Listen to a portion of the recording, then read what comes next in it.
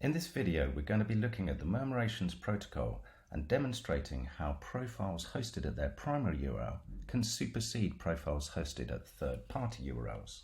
So here we see a demonstration Murmurations Wordpress Aggregator with no data in it. So the first thing we're going to do is go and create a profile using the Murmurations profile generator. I've selected the Systems Change Map schema and filled in some information here. And if we hit submit, this will generate our JSON, which if we give it a quick name, we can save it to the index. Let's give that a second to load. Now we'll see the profile is saved and it's now being posted to the index. It's been received, now it's posted.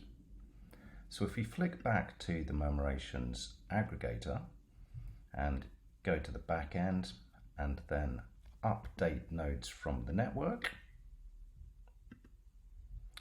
we will see that the WordPress aggregator goes and looks at the index and it tries to find all of the nodes which have been posted and are still live in the index. So there we see it's actually saved one of the 5 that were there, or 2 of them. So if we flick back to the aggregator front end, we should see there's our node has popped up on the map with some description. So now what we want to do is see if we can overwrite this information with that that's stored at a primary URL.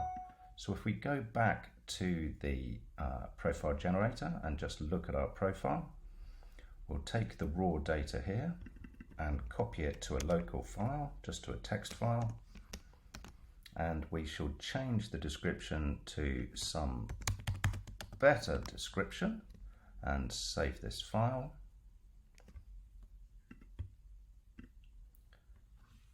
Call it open3.json. Save that, and then we're going to upload it to the web server at a primary URL. So this is the Open Co-op web server. If we upload this file, here we find open3, upload that there, and then we'll go and just view it to make sure it got there.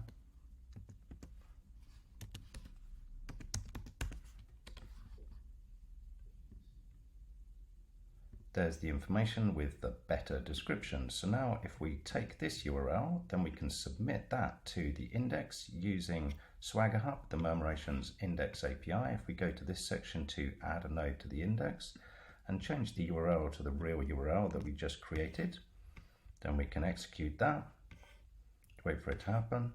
So that's now been posted to the index. If we flick back to the aggregator and then update nodes from the network again, it's going to slowly work its way through.